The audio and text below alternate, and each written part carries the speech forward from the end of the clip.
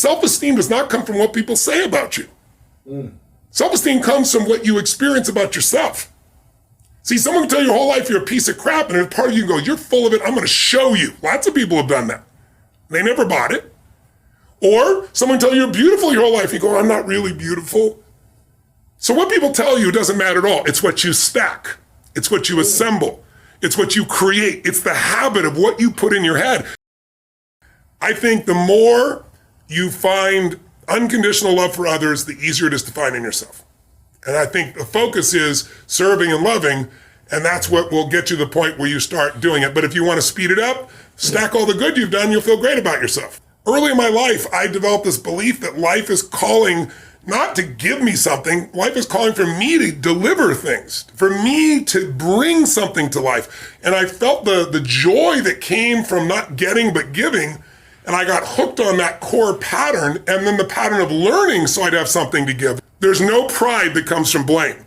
I don't mean fake pride where you make shit up to feel good. I'm talking about real pride. Pride is something you earn. Like people tell me, oh, I have no self-esteem because my parents used to say this or they'd say that. I'd say that's such bullshit. I'm not saying it's bullshit they didn't say that. I said it's bullshit, that's why you don't have self-esteem. Self-esteem does not come from what people say about you. Self-esteem comes from what you experience about yourself. See, someone can tell you your whole life you're a piece of crap, and there's part of you go, you're full of it, I'm gonna show you. Lots of people have done that. They never bought it. Or someone tell you you're beautiful your whole life, you go, I'm not really beautiful. So what people tell you doesn't matter at all. It's what you stack. It's what you assemble. It's what you create. It's the habit of what you put in your head. Listen, if I wanted to blame, I grew up in an environment, I didn't even share it till my mom passed, and even then I didn't share it. I grew up in a pretty rough environment. My mom was a beautiful soul, but when she drank alcohol and she mixed it with prescription drugs, it was a different creature, and it was a violent creature. And look where I am right now, because I wouldn't assemble the story that my past equals my future. The past only equals your future if you live there. If you're using a rear view mirror to guide yourself, you're gonna crash. So what you've been through is horrific. What you've been through is unjust. But if you hang on to it, you have no future, and you have no one to blame but yourself. It's not the physical abuse, it's the fact that this is the person you love most that's trying to hurt you that messes with your head. So I could have been messed up for life, but I didn't. Because something inside me says, I'm responsible for this life. And part of that's because I started reading when I was 13, 14 biographies of people, the greatest people in history, and reading their lives and finding out, guess what? Their lives were far from perfect. Some of them had worse lives than I had. But when you have no reference and all you do is go online, you talk to other people, it's making everybody else toxic and I'm like this and they didn't do that, then you get to have this shitty life just like those other people. Why are they online so much? Because they don't have a life. Right? Don't be one of those. Free yourself from the chains of your past. Yes, there are people that you don't want to hang out with that will not serve you. But then move on. Don't sit there and talk about it constantly. Don't waste your time. And you say, but what if it's family, Tony? Mine was family too. Then you learn to grow. You go, they're in my life. If someone can get your goat, if someone can piss you off, if someone can make you feel less than, that's God coming to you saying, grow. You need some spiritual growth. There's got to be some change in your perception, your belief, your emotions, your spiritual look of life. So that can't happen anymore. Your growth is the only limit to your happiness. If you're not happy, you're not growing in some area. And usually it's a place where you're blaming, you're pointing the finger. I don't care if it's government, don't get me wrong. People can be unfair, unjust, that's for sure happens. But you can't control that. You can't make it not happen. What you have to do is become stronger than any of it so you're free. Freedom comes from growth. Freedom does not come from control. Because control is an illusion. You can't control everybody. No matter how hard you try, you can't control what they think or feel. And not everybody's going to be fair and just. And you, my dear friends, and I have not always been fair and just. Whether we admit it or not, it's just the nature of being, a human being. But we can make the largest pattern fair and just and loving and powerful and serving and growing until it becomes the dominant thing inside you. And then you experience life as being great, not you're great. Life's great because you're living a great path. But I'm seeing a pattern of a lot of people breaking down in many areas. Let's say you could only focus on one thing to get you started. You only had the time and energy to focus on one of these areas. Your health, your relationships are all breaking down. Your finances, you're in failing everywhere. where should people lean into first to kind of create that foundation so that everything else can start to rise as well? I think before you answer what to do, you got to answer why you're there. It is not because of the pandemic. Blame is not a strategy for a meaningful life. Blame is not a strategy for greatness. So you got to resolve that, number one. And then your question was, what's the one thing to focus on if you only focus on one? And the answer would be whichever thing you're most desirous of changing, whatever thing is giving you the most pain. You probably have to work on both your business or financial side and some personal side. I would be working on both. And to me, the way to attack that, if you're not sure which area, is to start with the body. If you change the body, you'll change the emotions. If you change the emotions, you'll change your decisions, you'll change the quality of your life. Because the quality of your life is your emotions. Our pattern of emotion is our home. And you have to upgrade your home.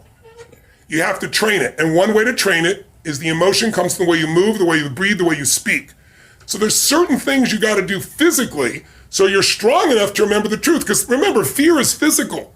You feel it in your throat or your gut. So is courage. Courage doesn't mean you're not afraid. It just means you're strong enough you push through in spite of the fear, right? And courage feels different in the body. So when you go lift or you go for a sprint or a strong run or you jump in that freezing water, when you push your mind to go beyond what's comfortable, you feel a strength inside you, and that strength will help you to change your body, your emotions, your relationships, whatever. But then the other thing I gotta say is model someone who's successful. Don't just do this shit by trial and error. Like, find somebody who has what you want, ideally maybe more than one person, 2 or 3, and figure out what are they doing different than you in their relationship? What do they believe different than you about relationship? If it's their body, what are they doing different? They're not lucky. They're doing things differently. You might be slightly biochemically different, but there's patterns there that you can see. And Jim Rohn taught me success leaves clues, man. Find someone's got what you want, study what they do, every aspect of it, and then add yourself to it. And that's the pathway to speed of transformation. 켈리가 죽도록 힘들었을 때 세계 최고의 부자들의 성공 비밀은 아주 큰 지혜가 되었고 그 덕분에 이렇게 큰 성공을 해낼 수 있었습니다. 매일 동기부여 모닝콜 필사를 하시는 여러분도 그들의 성공 비밀을 자신의 지혜로 만들어 꼭 성공하시길 바랍니다. 한글 5번, 영어 5번입니다. 시작합니다. 나는 배우고 성장하여 진정한 자부심을 얻고 멋진 삶을 삽니다.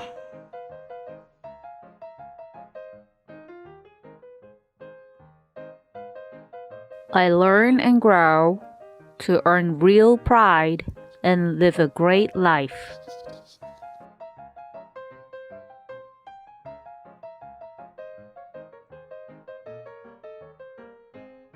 나는 배우고 성장하여 진정한 자부심을 얻고 멋진 삶을 삽니다.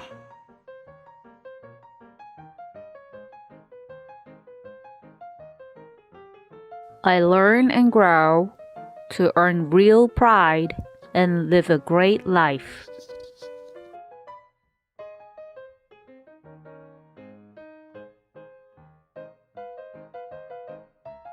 나는 배우고 성장하여 진정한 자부심을 얻고 멋진 삶을 삽니다.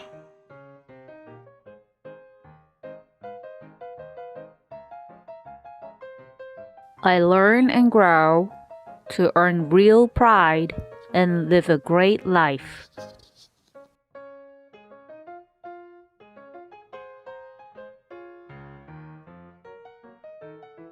나는 배우고 성장하여 진정한 자부심을 얻고 멋진 삶을 삽니다.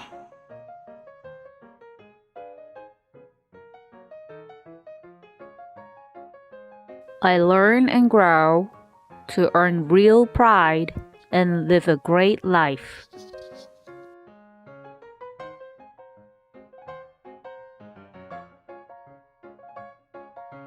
나는 배우고 성장하여 진정한 자부심을 얻고 멋진 삶을 삽니다.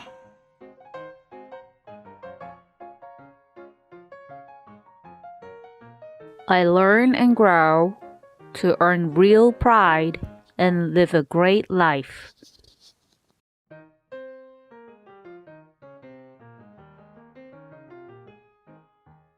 같이 성공하겠다는 마인드는 나를 먼저 성공하게 만드는 지름길입니다.